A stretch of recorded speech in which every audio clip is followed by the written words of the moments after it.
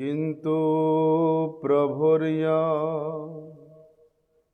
प्रिय एव तस्य वन्दे गुरुश्री चरणारविन्दम्। वाञ्छाकल्पतरुर्भ्यश्च कृपा सिन्धुभ्य एव च पतितानां पावनेभ्यो वैष्णवेभ्यो नमो नमः। संकर्षणः कारणतो यशायि गर्भोदशायि च पयोबधिशायि शेषश्च यस्यां सकला स नित्यानन्दाख्यरामं शरणं ममास्तु। नमो महावदन्याय कृष्णप्रेमप्रदायते कृष्णाय कृष्णचैतन्य नामिने गौरत्विषे नमः। नमस्ते तु हलग्राम नमस्ते मुसलायुध नमस्ते रेवतीकान्त नमस्ते भक्तवत्सल नमस्ते बलिनां श्रेष्ठ नमस्ते धरणीधर प्रलम्बारे नमस्ते तु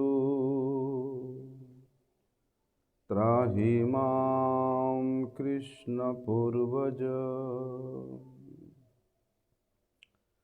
भुजे सव्यवेणुं शिरसि शिखिपिच्छं कथितते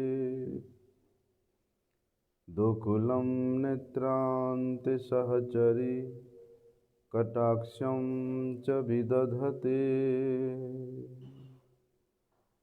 सदा श्रीमद्वृन्दावनवसति लीलापरिचयो जगन्नाथ स्वामी नयनपथगामी भवतु मे। हे कृष्ण करुणा सिंधु दीनबंधु जगतपते गोपेश गोपिकाकांत राधाकांत नमोस्तुते। तप्त कांचन गौरांगी राधे वृंदावनेश्वरी वृषभानुसुते देवी प्रणमामि हरिप्रिये।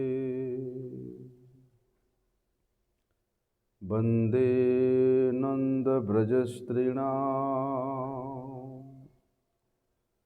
पादरेणुम् अवीक्ष्णशः यासां हरिर्कथोद्गीतं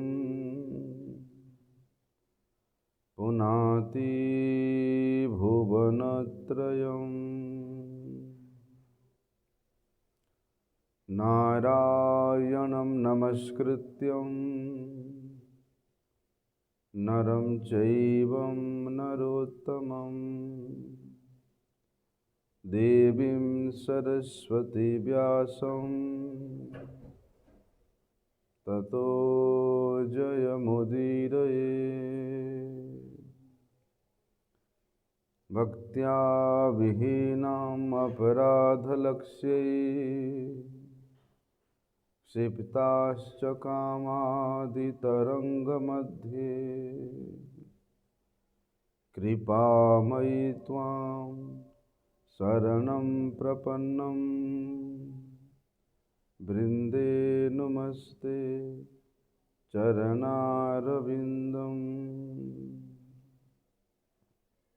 पतितपावन परम करुणामय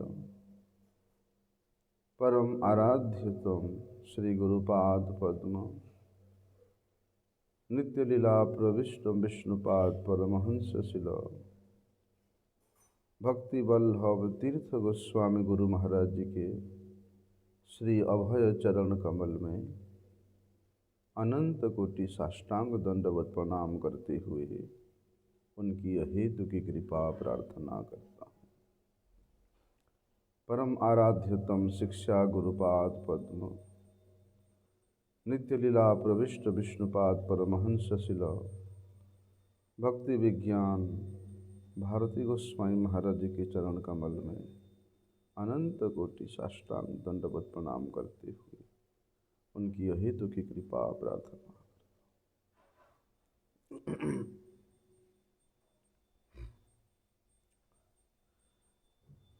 आज ये श्रीमद् भागवत रस माधुरी के अष्टम दिवस है।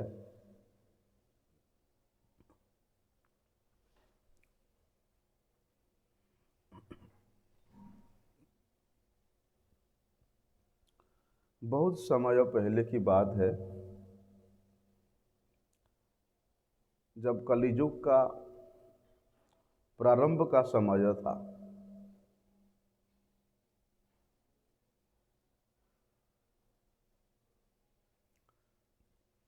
नैमिषारण्य में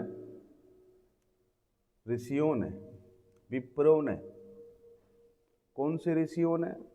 सनकादि ऋषियों ने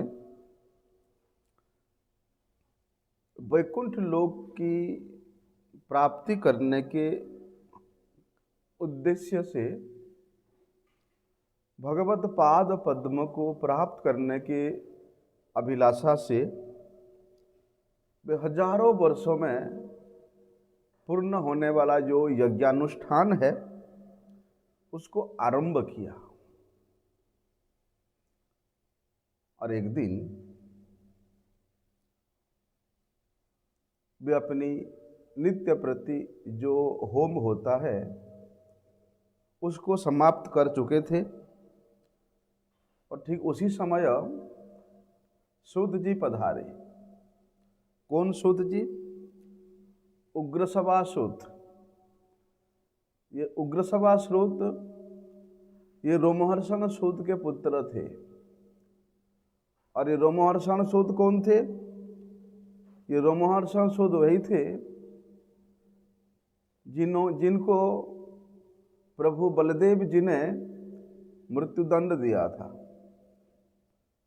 तो उन्हीं रोमहर्षण के पुत्र उग्रसभा वहाँ उपस्थित होते हैं। प्रकांड विद्वान है, महाभागवत है और साक्षात सुखदेव गोस्वामी जी के मुख से ये भागवत रहस्य को श्रवण करने वाले हैं। तो उग्रसभा श्रुत को उन ऋषियों ने अपने सम्मुख देख करके उनको बड़े सम्मान किया, सत्कार किया और बड़े आदर के सहित जीव का परम कल्याण किस में होगा और भगवान श्री कृष्ण के कथाओं के विषय में उनसे जिज्ञासा करने लगे, उनसे कुछ सुनाने के लिए उनसे अनुरोध किया। इसलिए यदि किसी गांव में हो, किसी शहर में हो, किसी समाज में हो, किसी परिवार में हो, यदि कोई भागवत भक्त का वहाँ पधारना होता है तो उन भागवत भक्त से कभी ये मत पूछो कि हमारा राजनीतिक जीवन कैसा रहेगा, हमारा वाणिज्यिक कार्य कैसा रहेगा, हमारा परिवार के सुख दुख कैसा रहेगा, या इस प्राकृत जगत के उन्नति के लिए अथवा लाभ के लिए ऐसा कोई प्रश्न मत करो। यह श्रीमद् भागवत के प्रारंभ में ही उन विप्रों ने, उन ऋषियों ने हम लोगों को शिक्षा प्रदान किया कि वे महाभागवत उग्रश्रवा ऋषि को देख करके उन्होंने क्या प्रश्न किया कि जीव का परम कल्याण होने का साधन क्या है, आप कृपा करके हमें बतलाइए। यहाँ श्री कृष्ण के कथा के विषय में आप हमें कुछ श्रवण कराइए। किसी एक महात्मा के सम्मुख सबसे उत्तम प्रश्न, जिज्ञासा यही है। सूत गोस्वामी जी ने उन विप्रों के ऐसे प्रश्न को सुन करके बड़े उल्लासित होते हैं और उन्होंने सबसे पहले परमहंस कुल चूड़ामणि श्री सुखदेव गोस्वामी जी को प्रणाम करते हैं और ऋषियों के उन प्रश्नों का खूब प्रशंसा करते हैं। पहले तो वहाँ पर श्री सूत गोस्वामी जी ने भगवान के बहुत से अवतारों की कथा का वर्णन करते हैं। उसके बाद वेद, पुराण, इतिहास, इन सब के सार स्वरूप जो श्रीमद् भागवत पुराण है, उस भागवत के संबंध में वे कहने लगते हैं। क्या कहते कि ये श्रीमद् भागवत को सबसे पहले श्री सुखदेव गोस्वामी ने वेदव्यास मुनि के निकट श्रवण किया था। उससे पहले ये भागवत के नाम से नहीं था। जिस दिन से सम्याप्रास आश्रम में सुखदेव गोस्वामी ने व्यासदेव जी से ये कथा सुनना प्रारंभ किया, तभी से ये श्रीमद् भागवत के नाम से प्रचलित हुआ। उससे पहले ये भागवत की कथा ये सात्वत संहिता के नाम से, पारमहंस संहिता के नाम से प्रचलित था। पुनः जब गंगा के तट पर परीक्षित महाराज वहाँ अनशन पर बैठे हुए हैं, तो वहाँ पर सुखदेव गोस्वामी ने दूसरी सत्र में ये भागवत की कथा को परीक्षित महाराज को श्रवण कराया था। तो श्री सूत जी कहते हैं कि सूत गोस्वामी जी कहते हैं कि परीक्षित महाराज को जब सुखदेव गोस्वामी जी ये कथा श्रवण करा रहे थे, वहाँ पर मैं भी उपस्थित था और उन सभी ऋषियों के साथ मैं भी बैठ करके उस परमहंस कुल चूड़ामणि श्री सुखदेव गोस्वामी जी के मुख से ये कथा का मैंने श्रवण किया था। और मैं जिस प्रकार से श्रवण किया था उसी प्रकार से ही मैं आपको ये कथा बतलाऊंगा। ऋषियों ने व्यासदेव जी के प्रसंग को थोड़ा सा सुन करके ये जानने की इच्छा की कि आप व्यासदेव जी के विषय में कुछ वर्णन कीजिए, कुछ बतलाइए कि व्यासदेव जी कौन थे। ये महर्षि पराशर के पुत्र थे और ये वसु की कन्या सत्यवती के गर्भ से प्रकट हुए थे। भगवान श्री हरि के ये अंश थे, अंश थे। एक दिन क्या हुआ, व्यासदेव जी शाम के वक़्त, शाम नहीं प्रातः काल सूर्योदय के उपरांत वे सरस्वती नदी में स्नान करने के लिए गए थे और स्नानादि क्रिया समाप्त करने के बाद बद्रिकाश्रम में वहाँ गए होंगे आप, दर्शन किया होगा, सरस्वती जी भी वहाँ पर है। वहाँ पर बद्रिकाश्रम में व्यासदेव जी एकांत स्थान में अकेले बैठे हैं और कुछ अप्रसन्न मन से, कुछ चित्त चांचल्य रूप मन से कुछ चिंता कर रहे हैं। क्या चिंता का विषय है कि क्या करने से इस जगत का मंगल होगा। 4 वेद को विभाजन किया, पुराण, महाभारत, संहिता, उपनिषद, इतिहास, ये सब का रचना किया। उसके बावजूद भी मुझे आत्मसंतुष्टि या आत्म प्रसन्नता प्राप्त क्यों नहीं हो रहा है। क्या मैंने भागवत धर्म के बारे में या हरिकथा कीर्तन के द्वारा मैंने वैष्णवों को संतुष्ट नहीं कर पाया? क्या मेरे आत्म चिंतित होने का यही कारण है, अप्रसन्न का यही कारण है? इस प्रकार वेदव्यास जी अनेक प्रकार की चिंता करते हुए वहां पर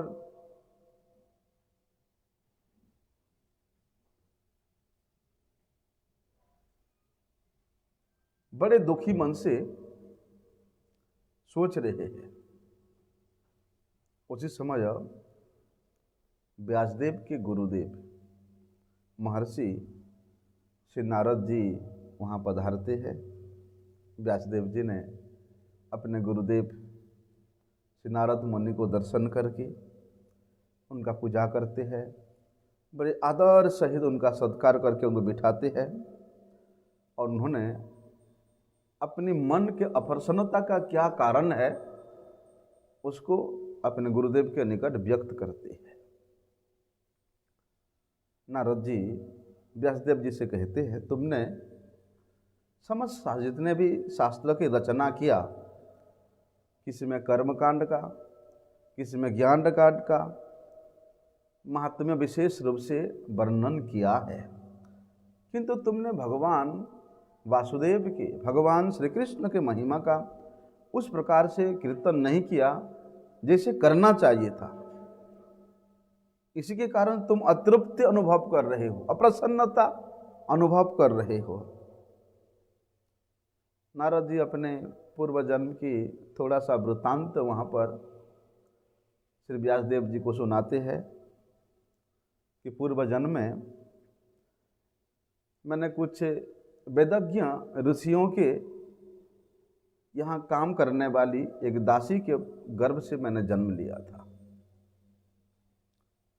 जैसे ही वर्षा ऋतु प्रारंभ हुआ, चतुर्मास व्रत पालन करने के लिए उन ऋषियों का सेवा परिचर्या करने का सौभाग्य मुझे मिला और उन ऋषियों ने, उन साधुओं ने प्रसाद ग्रहण करने के बाद जो उच्छिष्ट मुझे दे देते थे उसी को प्राप्त करके मैं परमानंद की प्राप्ति करता था और उन ऋषियों के सम्मुख बैठे बैठे उनके मुख से हरि कथा का, हरि कीर्ति का मैं श्रवण करता था। इस प्रकार दासी पुत्र के रूप में जन्म लेने के बावजूद भी उन महाभागवत ऋषियों का संग के प्रभाव से मेरे चित्त शुद्ध हो गया। भगवान नारायण के प्रति मेरा अनुराग मेरा दृढ़ भक्ति वो बढ़ने लगा। और जब चातुर्मास्य व्रत समाप्त हो गया तो उन ऋषियों ने वहाँ से दूसरे देश को जाने के पहले उन्होंने गोपन रूप से मुझे विष्णु मंत्र प्रदान किया और भगवत तत्व ज्ञान बेटा उधर देख करके जब करना।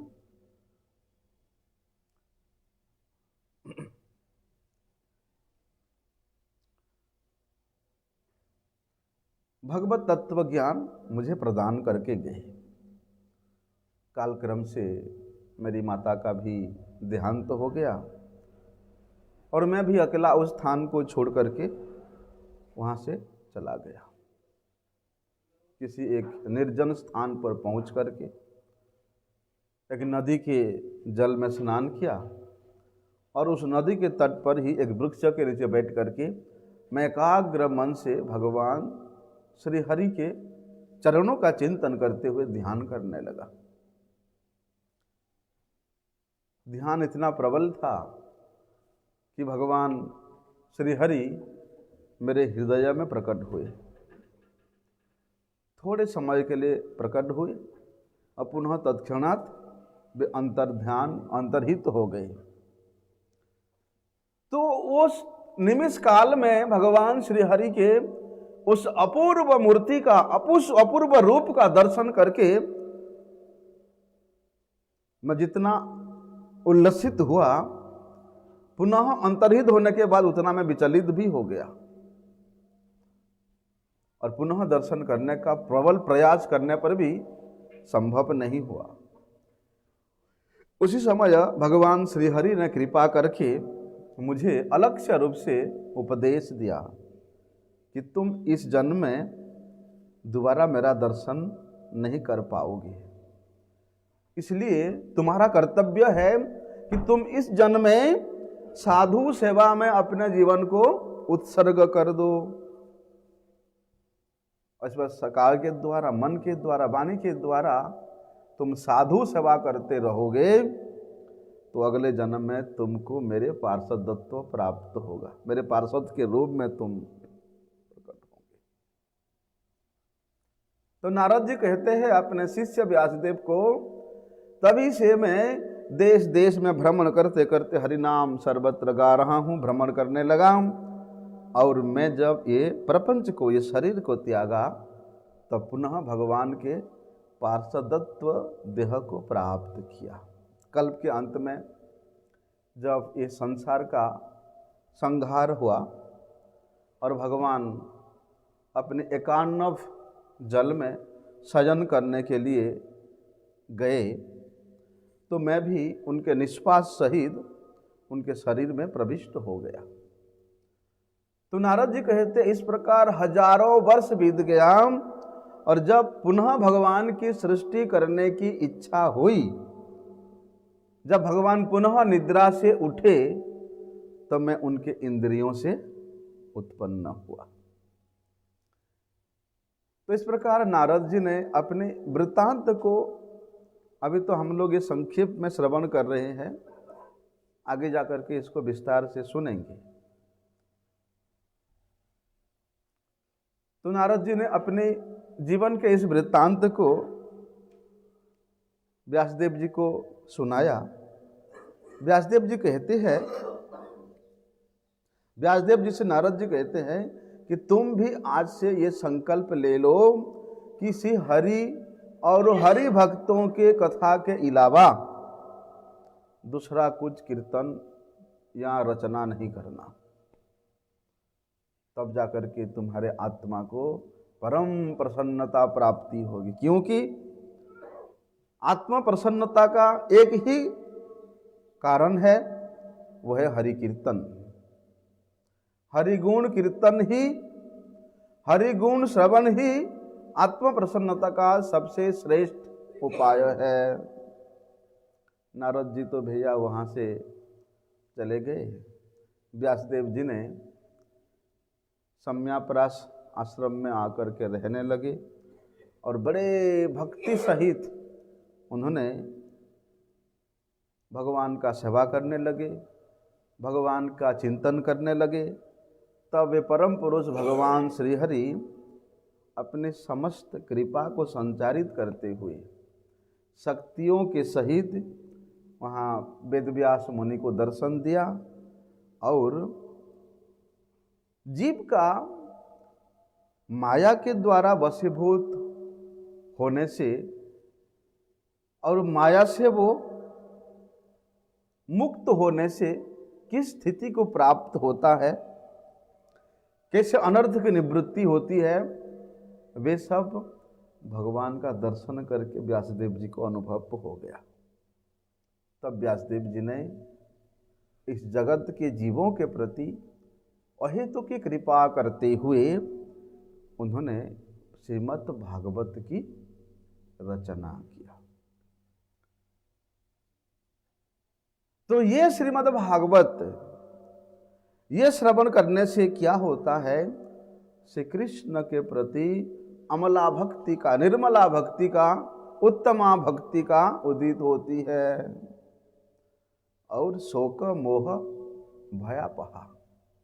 जब भगवत पाद पद्म में वे निर्मला भक्ति उदित हो जाती है, तब सभी प्रकार के शोक मोह भय तत्क्षणात नाश हो जाता है। सूत गोस्वामी जी इस प्रसंग में, श्री कृष्ण कथा के प्रसंग में कहते हैं कि परीक्षित महाराज का किस प्रकार जन्म हुआ, कैसे परीक्षित महाराज का देह त्याग हुआ, उस वृत्तांत को विस्तार से सूत गोस्वामी जी ने उन ऋषियों के सम्मुख वर्णन करते हैं। कुरुक्षेत्र युद्ध हुआ, कुरुक्षेत्र युद्ध में कौरवों का नाश हुआ और दुर्योधन का जांग भी टूटा। तो अपने मित्र दुर्योधन के संतुष्टि के लिए अश्वत्थामा रात्रि में सोए हुए पांडवों के पुत्रों को मार दिया। द्रौपदी अत्यंत विलाप करने लगी। अर्जुन ने द्रौपदी को सांत्वना दिया और श्री कृष्ण के साथ वे उस अश्वत्थामा का पीछा करते हैं।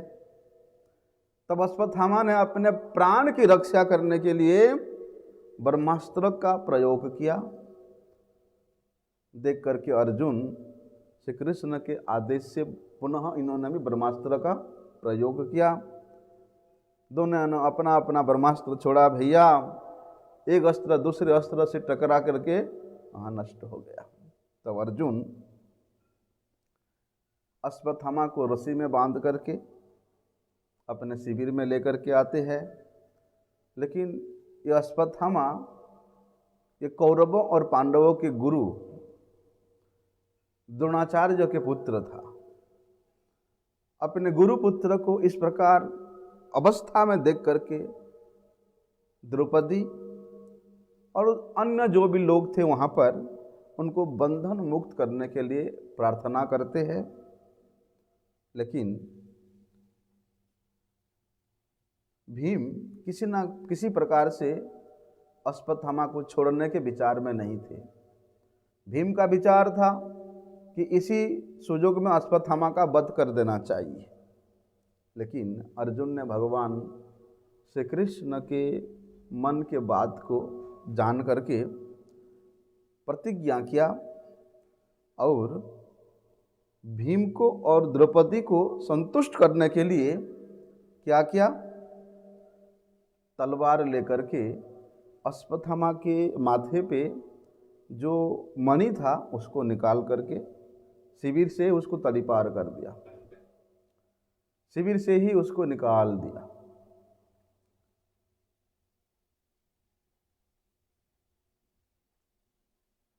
कोई ब्राह्मण को, कोई एक सम्माननीय व्यक्ति को या तो सिर मुड़ा करके या उसके सौंदर्य को निकाल करके उसके वस्त्रादि को फेंक करके यदि उसको तड़ीपार कर दिया जाए, निकाल दिया जाए, एक प्रकार से वो उसके मृत्यु के समान ही हो जाता है। अभी भैया पांडवों के पुत्रों की मृत्यु हुई है। पांडवों ने अपनी स्त्रियों को आगे करके अपनी पुत्रों की अंत्येष्टि करने के लिए गंगा के निकट आते हैं।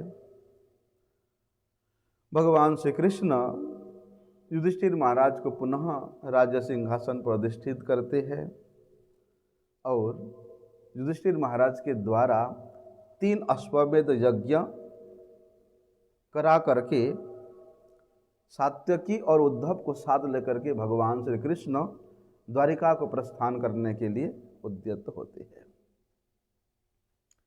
ठीक उसी समय अर्जुन के पुत्र वधु उत्तरा अश्वत्थामा जो बाण छोड़ा है, किस लिए? कि इस पृथ्वी से पांडवों का नाश करना है, और उत्तरा के गर्भ में है अभिमन्यु का पुत्र।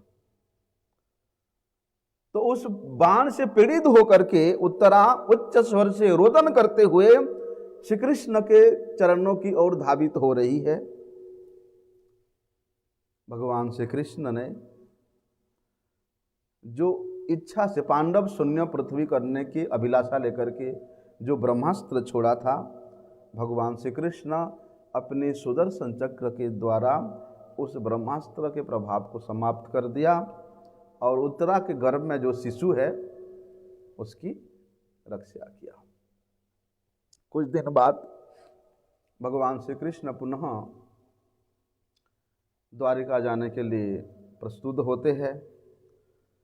तो पांडवों की माता कुंती वे उनको रोकती है कि आप दुख के समय में तो हमारे साथ रहे, अभी सुख के समय में आप हमें छोड़ करके मत जाइए।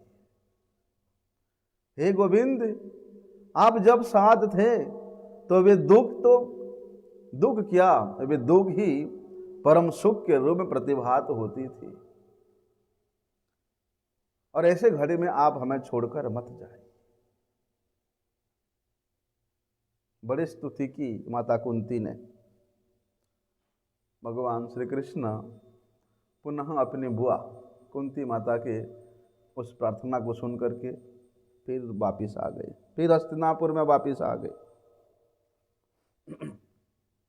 फिर कुछ दिन बाद हस्तिनापुर से जब द्वारिका वापिस जाने के लिए उद्यत होते हैं तो युधिष्ठिर महाराज उनको रोक लेते हैं।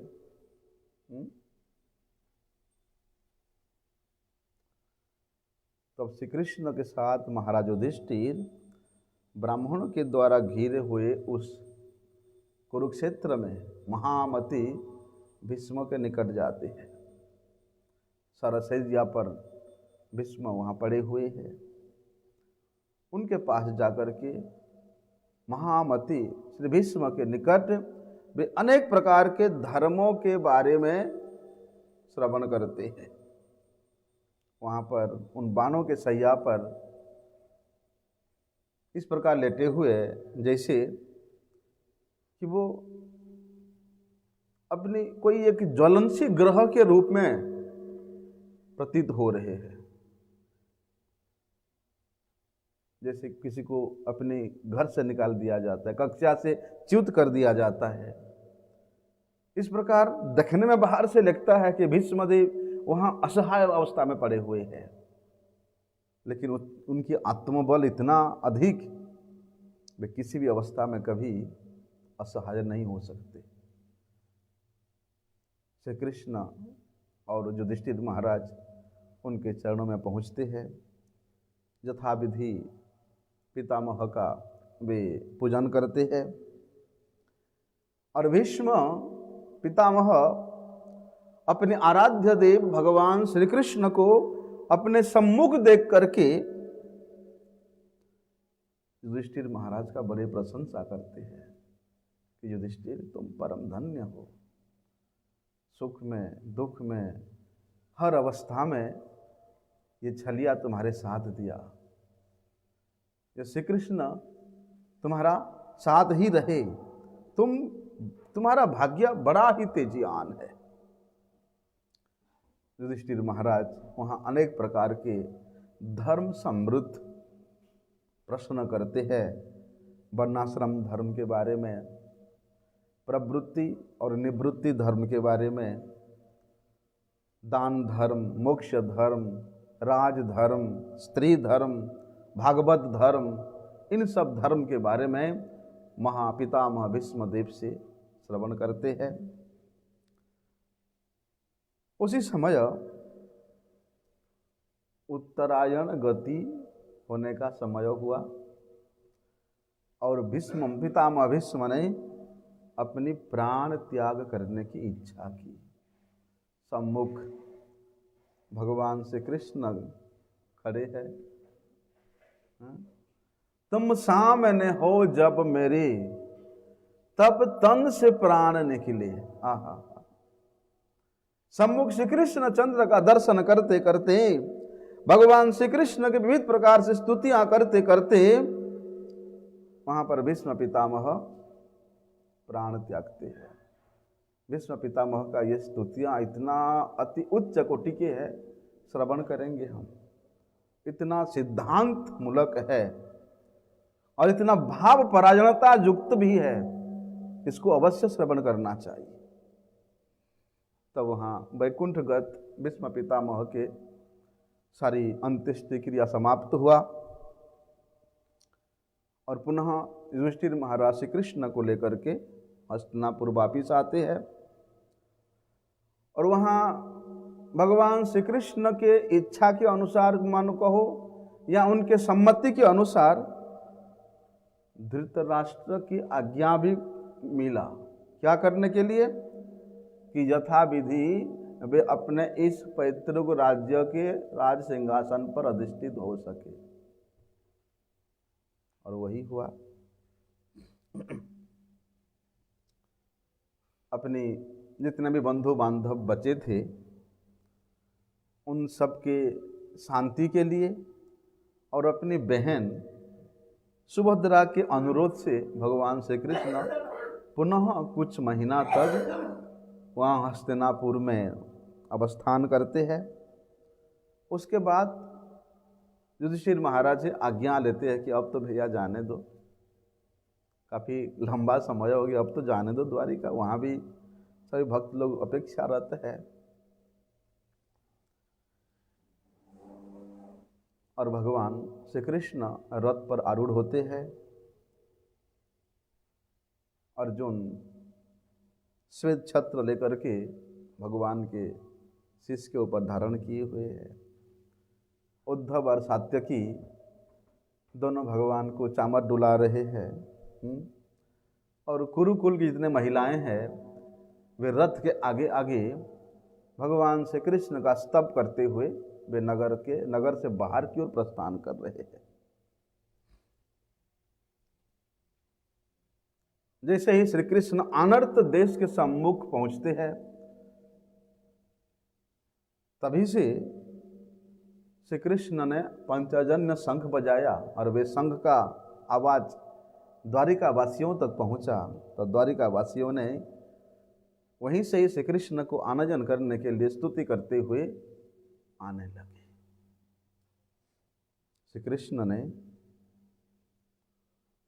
उन सभी द्वारिका वासियों को कृपा के द्वारा, दृष्टि के द्वारा कृपा संचार करके वे अपनी राजधानी में प्रवेश करते हैं।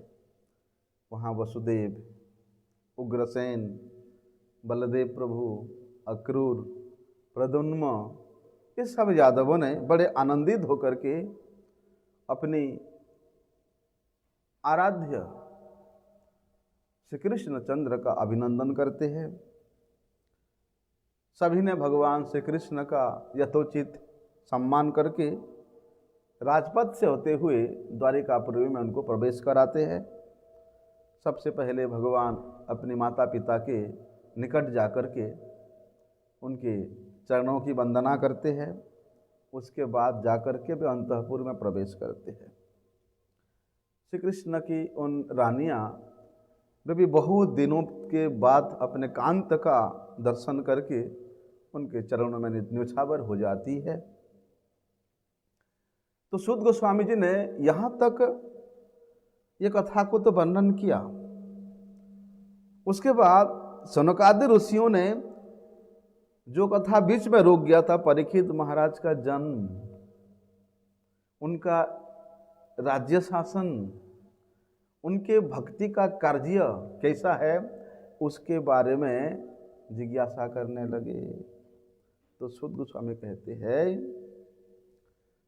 कि परीक्षित महाराज जब अपनी माता उत्तरा के गर्भ में थे और अश्वत्थामा के अस्त्र की अग्नि से वे दग्धीभूत हो रहे थे, उसी समय माता के गर्भ में रहते रहते परीक्षित ने देखा कि भगवान माता के गर्भ में प्रवेश करके अपने सुदर्शन चक्र के प्रभाव से उस ब्रह्मास्त्र के प्रभाव को नष्ट कर रहे हैं। तो भगवान श्री हरि के द्वारा, श्री विष्णु के द्वारा रक्षित होने के कारण उनका नाम विष्णुरात पड़ गया।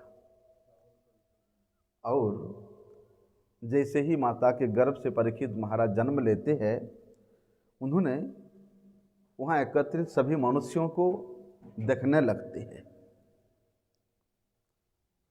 क्यों? कि माता के गर्भ में मैं जिसका दर्शन किया था वे कहीं यहाँ तो नहीं है। तो उन सभी मनुष्यों को देख करके वे परीक्षा स्मरण करने लगे, भावना करने लगे, इसलिए उनका नाम पड़ गया परीक्षित। परीक्षा करने लगे, कहीं ये वो तो नहीं है, वो छलिया तो नहीं है जिसने मुझे वहां माता के गर्भ में रक्षा किया था। ये परीक्षित महाराज भैया बड़े ही स्निग्ध स्वभाव के वैष्णव है। धीरे धीरे बड़े होने लगे और ब्राह्मणों ने तो इनके इस अनुपम चरित्र का गान करने लगा। युधिष्ठिर महाराज के पास परीक्षित जी का सभी संवाद पहुंचता था। महाराज युधिष्ठिर जो अश्वमेध यज्ञ का अभिलाषा किया था, भगवान श्री कृष्ण की इच्छा के अनुसार वे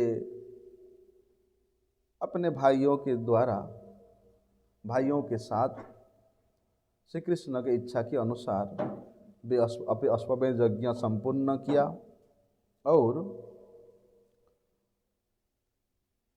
मरुत दिशा से राजा के जो यज्ञ के समय में परित्यक्त सोने का पात्र है उसको संग्रह करके श्री कृष्ण को पत्र भेज करके उस अश्वमेध यज्ञ के निर्देश देने के लिए बुलाया और यज्ञों का अनुष्ठान प्रारंभ किया। पुनः श्री कृष्ण द्वारिका से हस्तिनापुर आकर के कुछ मास वहीं अवस्थान करते हैं और पुनः अर्जुन के साथ वे द्वारिका को लौट जाते हैं। तो सूत गोस्वामी जी ने इस प्रकार वर्णन करके कहते हैं विदुर जी के विषय में। ये विदुर जी बहुत से तीर्थों को भ्रमण करते करते अब वे हस्तिनापुर में वापिस आए। युधिष्ठिर ने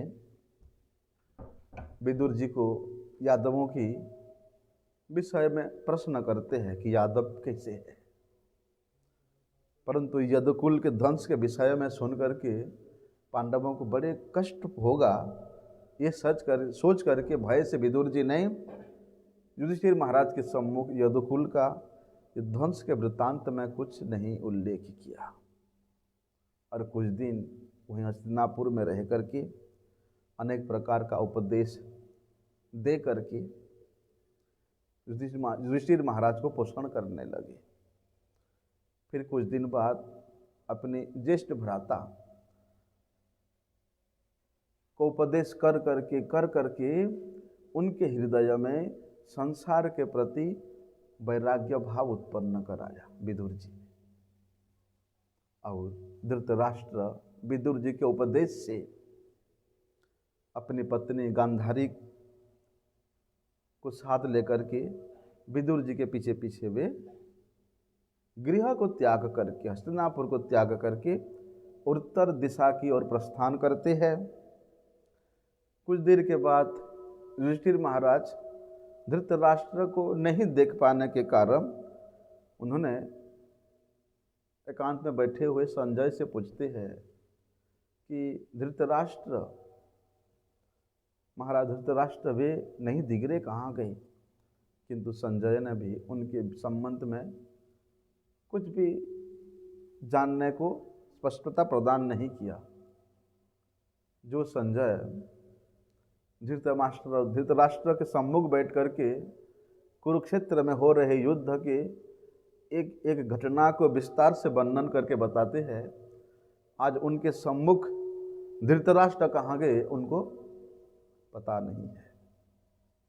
उसी समय देवर्षि नारद वहाँ उपस्थित होते हैं और दुख से पीड़ित धर्मराज युधिष्ठिर को देख करके धृतराष्ट्र, गांधारी और विदुर के विषय में उनको बताते हैं। क्या कहते हैं? युधिष्ठिर महाराज को वे कुछ वैराग्य सूचक उपदेश देने के लिए आए थे नारद जी। क्या? कि भगवान श्री कृष्ण इस धरातल में ये जो अवतार लिया है, किस लिए? देवताओं के प्रिय कार्य को करने के लिए। अब वो समस्त कार्य तो पूर्ण हो चुका है और भगवान श्री कृष्ण भी यदुकुल के ध्वंस होने की प्रतीक्षा कर रहे हैं। उसके बाद वे भी अप्रकट हो जाएंगे। राजा धृतराष्ट्र भी अपनी इंद्रियों को, मन को संयमित करके योग सिद्ध होकर के आज से 5वें दिन वे भी देह त्याग करेंगे और उनकी पत्नी गांधारी भी उनका ही अनुगमन करेंगी। फिर महात्मा विदुर अपने ज्येष्ठ भ्राता जो धृतराष्ट्र का देहत्याग को देख करके, दर्शन करके वे तीर्थ भ्रमण करने के लिए वहाँ से प्रस्थान करेंगे। नारद जी ये सब समाचार दे करके वहाँ से चले जाते हैं। इधर भगवान श्री कृष्ण का पुनः द्वारिका में गमन होता है और 7 मास तक अर्जुन वहीं द्वारिका में ही श्री कृष्ण के साथ रहते हैं। लेकिन 7 महीना हो गया, अर्जुन ना कोई संदेश भेजा, ना कोई चिट्ठी लिखा और ना ही हस्तिनापुर से कोई, ना ही द्वारिका से कोई खबर आया। इसको देखकर युधिष्ठिर महाराज बड़े चिंतित होते हैं। भीमसेन को अपने सम्मुख बिठा करके दोनों भाई परामर्श करते हैं कि क्या हुआ। तो उसी समय जैसे ही दोनों भाई विचार कर रहे हैं, वे देखते हैं दूर से अर्जुन आ रहे हैं। कैसे अर्जुन? जो अर्जुन कभी गंभीर दुख से पीड़ित नहीं थे, जिस अर्जुन का मुख कभी मलिन नहीं था, जिस अर्जुन के हृदय में कभी शोक नहीं था, जिस अर्जुन के आंखों में कभी अश्रु नहीं था, आज द्वारिका से लौटते हुए अर्जुन की ऐसी अवस्था को देख करके युधिष्ठिर महाराज को कुछ शंका हुआ और अर्जुन को देखते हुए वे पूछते हैं कि श्री कृष्ण सही है ना? द्वारिका में सब कुछ कुशल तो है ना? ये तो श्री कृष्ण के सखा है अर्जुन। वे अपने मुख से श्री कृष्ण के अप्रकट होने की बात कैसे बतलाए? बतला नहीं जा रहा है। लेकिन अर्जुन के ऐसे भाव को देखकर के युधिष्ठिर महाराज समझ गए कि समय कैसा है। फिर श्री कृष्ण के चरणों का चिंतन करते करते अर्जुन के मन में भगवान श्री कृष्ण गीता में जो उपदेश दिया था वो उपदेश स्मरण हो आया। कुंती माता जैसे ही सुनती है कि भगवान श्री कृष्ण प्रकट हो गए, वे तुरंत धड़ाम करके गिर करके अपने प्राण त्याग कर देती है। इधर पांडवों ने भी परीक्षित को हस्तिनापुर का साम्राज्य और अनिरुद्ध के पुत्र वज्रनाभ को ये सुरसेन राज्य, मथुरा का राज्य देकर के वे द्रौपदी सहित प्रस्थान करते हैं और श्री कृष्ण का चरणों का चिंतन करते करते वे सब परम गति को प्राप्त हो जाते हैं। सूत गोस्वामी जी ने उन ऋषियों के सम्मुख परीक्षित का वृत्तांत सुनाना प्रारंभ करते हैं कि उत्तर के पुत्री इरावती के साथ परीक्षित महाराज का विवाह होता है और उनके औरस से जन्मेजय आदि 4 पुत्रों का जन्म होता है। और उसके बाद प्रजा को प्रसन्न करने के विषय में वहाँ पर सूत गोस्वामी जी ने विस्तार से वर्णन करते हैं। जब परीक्षित महाराज राज्य शासन कर रहे थे, उसी समय कुरुजांगल प्रदेश में एक भ्रमण करते करते एक अनैतिक दृश्य उन्होंने देखा। क्या था वो कि एक बैल, ये बैल कौन है? ये धर्मरूपी बैल को एक पैर में खड़े हुए देख रहे हैं। अर्थात उस बैल के 3 पैर नहीं है, अब एक ही पैर है। और उस बैल के पास में एक गाय, कौन है गाय? ये पृथ्वीरूपी गाय अश्रु बहाती हुई रो रही है। और एक व्यक्ति वहाँ खड़ा हुआ है, जो व्यक्ति राजा का वेश धारण किया हुआ है, देखने में एकदम काला है। वो कौन है? वो है कली। वे कली वहाँ एक पैर में खड़े हुए धर्म को पीट रहा है। और धर्म के ऐसी अवस्था को देख करके वे गाय रूपी पृथ्वी रो रही है। महाराज परीक्षित देख करके बड़े क्रोधित होते हैं और वे अपने तलवार निकाल करके उस कली का वध करने के लिए दौड़ते हैं। लेकिन तत्क्षणात वे कली परीक्षित महाराज के शरण में आ जाता है, क्योंकि पहले ऐसा एक धर्म था, शरण में आए हुए व्यक्ति का कभी वध नहीं किया जाता था। तो परीक्षित महाराज तत्क्षणात उस कली को उनके राज्य से निकल जाने के लिए आदेश देते हैं। परंतु कली प्रार्थना करता है कि प्रभु, मैं जिधर भी जाऊं उधर ही तो आपका शासन है, कहाँ रहूं? तो परीक्षित महाराज में उनको 4 स्थान देते हैं। जुआ, जहाँ जुआ खेलते हैं वहाँ जाकर रहना, जहाँ पर मादक द्रव्य का सेवन होता है वहाँ जाकर के रहना, स्त्री में रहना, कैसा स्त्री? अवैध स्त्री संग में रहना, जहाँ हिंसा होता है वहाँ रहना, और अर्थ में रहना, सोना में रहना। ये 5 स्थान उनको प्रदान किया। इस प्रकार सूत गोस्वामी जी ने वहाँ पर उन शौनकादि ऋषियों को परीक्षित महाराज के अनेक गुणों के बारे में वर्णन किया। और तब ऋषियों ने सूत गोस्वामी जी से भगवान श्री हरि के कथा और भागवत शास्त्र के विषय में विशेष रूप से, अधिक रूप से कीर्तन करने के लिए अनुरोध करते हैं। तब सूत गोस्वामी महाराज परीक्षित के द्वारा उस ब्रह्मशाप कैसे प्राप्त हुआ था उसके वृत्तांत को सुनाते हैं। एक दिन परीक्षित महाराज शिकार पर निकले थे,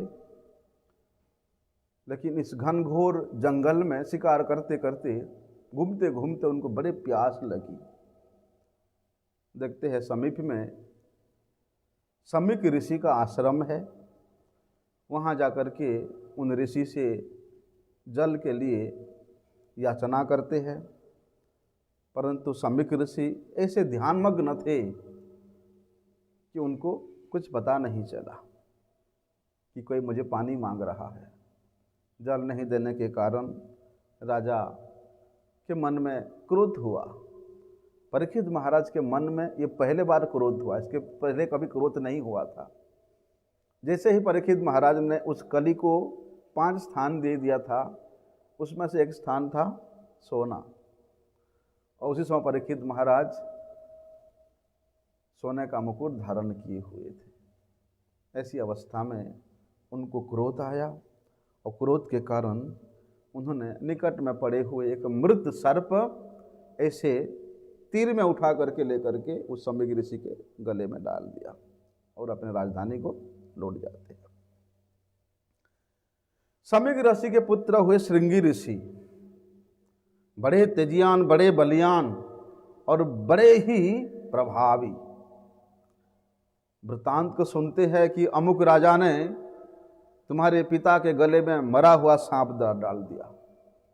साथ साथ गंगा जी का जल लेकर के अभिशाप दिया कि आज से 7 दिन के अंदर ही राजा परीक्षित को तक्षक सर्प डसेगा। राजा परीक्षित को श्राप दे दिया। जैसे ही ऋषि का ध्यान भंग हुआ, सम्यक ऋषि का, इस घटना के बारे में उनको पता चला, तब उन्होंने अपने पुत्र श्रृंगी ऋषि को बड़ी तिरस्कार किया। उधर परीक्षित महाराज भी अपने राज्य में जा करके मुकुट उतारने के बाद उनको इस दुष्कर्म का स्मरण हुआ, वे अनुतप्त होने लगे। उसी समय सम्यक ऋषि ने अपने एक शिष्य को राजा के पास भेज करके अपने पुत्र के द्वारा प्रदान किया हुआ श्राप के विषय में उनको बतलाया। राजा परीक्षित श्रृंगी ऋषि के उस अभिशाप के संवाद को सुन करके सोचते हैं तो मेरे ही मंगल के लिए किया है, बड़े शुभ समाचार लेकर के आया है। तत्क्षणात परीक्षित महाराज अपने पुत्र जन्मेजय को राज्य समर्पण करके उत्तर दिशा की ओर चल पड़े। भगवान श्री कृष्ण के चरण कमलों का चिंतन करते हुए श्री कृष्ण के सेवा को ही अपने जीवन का सर्वश्रेष्ठ कर्तव्य जान करके वे गंगा के तट पर जा करके बैठ जाते हैं और मृत्यु तक ना अन्न लेना ना जल लेना, ऐसा संकल्प करके वहां बैठ गए। और परीक्षित महाराज इतना प्रिय थे सभी का, बड़े बड़े ऋषि मुनि, देवर्षि, ब्रह्मर्षि सभी गंगा जी के तट पर आने लगे महाराज कि परीक्षित महाराज राज्य का त्याग करके गंगा जी के तट पर हंसन कर रहे हैं। जितने बड़े बड़े महर्षि, देवर्षि, ब्रह्मर्षि थे सभी लोग वहां आने लगे। और परीक्षित महाराज के ऐसे हरि सेवा में उनके रति को, मति को देख करके सभी ने बड़े प्रशंसा किया। महाराज परीक्षित ने उन मुनियों को हरि कथा श्रवण कराने के लिए आग्रह करते हैं और कहते हैं जिस व्यक्ति की मृत्यु अति निकट है, अति समीप है, उसके लिए क्या कर्तव्य है, क्या करना चाहिए। देखिए, परीक्षित महाराज के मृत्यु एक निर्धारित समय तो था कि 7 दिन पहले से वो नहीं मर सकते थे, लेकिन हम लोगों का तो वो भी निर्धारण नहीं है कि कब भी हम लोग मर सकते हैं। इसलिए ये संसार में जन्म लेने मात्र से ही जीव मृत्यु की ओर अग्रसर हो रहा है, मृत्यु ही उसके समीप खड़ी हुई है। तो ऐसे म्रियमाण समय में मनुष्य का क्या कर्तव्य होना चाहिए, इस विषय में परीक्षित महाराज ने उन ऋषि मुनियों से प्रश्न करते हैं। भाई, ऋषि मुनियों में विवाद होने लगा। कोई बोलता है योग करो, कोई बोलते हठ योग करो, कोई बोलता अष्टांग योग करो, कोई बोलता है ध्यान करो, कोई बोलता है दान करो, कोई बोलता है तीर्थों का भ्रमण करो। सभी ऋषि मुनियों का मत यहाँ खंड विखंड हो गया। उसी समय भ्रमण करते करते परमहंस कुल चूड़ामणि श्री सुखदेव गोस्वामी जी का वहाँ उपस्थित होता है। और जैसे ही सुखदेव गोस्वामी जी को देखते हैं, सभी ऋषि मुनि देवर्षियों ने सभी ने खड़े होकर के उनका स्वागत करते हैं। परीक्षित महाराज साक्षात लेट करके उनको दंडवत प्रणाम करके उनका अभिनंदन करते हैं और उनके स्तव करने लगते हैं। तो परीक्षित महाराज ने सेवा भाव के द्वारा, क्योंकि सेवा भाव के द्वारा जैसे अपर व्यक्ति को संतुष्ट किया जा सकता है और दूसरे किसी भाव से नहीं कर सकते हैं, चाहे मनुष्य हो चाहे देवता हो, कोई भी हो, सेवा भाव से ही सब प्रसन्न होते हैं। अरे वो छोड़ो, ये संसार के जो पशु पक्षी भी है ना, ऐसे कि जो हिंस्र पशु पक्षी भी है, उनके प्रति भी सेवा भाव रखो, वो भी तुम्हारे अनुकूल हो जाएंगे, अनुकूल हो जाएंगे। तो परीक्षित महाराज ने इस शुश्रूषा के द्वारा, ये सेवा भाव के द्वारा, बोलते मृत्यु के निकट और उसमें भी चरम कल्याण का इच्छा रखने वाला व्यक्ति क्या कर्तव्य है, इस विषय में उन्होंने सुखदेव गोस्वामी जी से जिज्ञासा करते हैं। और परीक्षित महाराज के इस प्रश्न को सुन करके सुखदेव गोस्वामी तो गदगद हो जाते हैं। यहीं से परीक्षित महाराज के इस प्रश्न से श्रीमद् भागवत का ये प्रसंग प्रारंभ होता है। इसलिए कल से हम लोग प्रथम स्कंद के प्रथम अध्याय से प्रथम श्लोक के द्वारा ही जन्माद्यस्य यतु अन्वयादितरतः चार्थेषु अभिज्ञस्वराट् तेने ब्रह्म हृदयः आदिकवये मुह्यन्ति यत्सूरयः तेजो वारिमृदं यथा विनिमयो यत्र त्रिसर्गं मृषा धान्मां स्वेन सदा निरस्तकुहकं सत्यं परम धीमहि। उस परम सत्य वस्तु, उस परम चिन्मय वस्तु, उन परम वास्तव नित्य सच्चिदानंद वस्तु भगवान श्री कृष्ण के गुणावलियों के साथ सुखदेव गोस्वामी जी श्रीमद् भागवत के इस अमृतमयी कथा का पान कराते हैं। कल से हम लोग श्रवण करें। वांछा कल्पतरुभ्यश्च कृपा सिंधुभ्येव च पतितानां पावनेभ्यो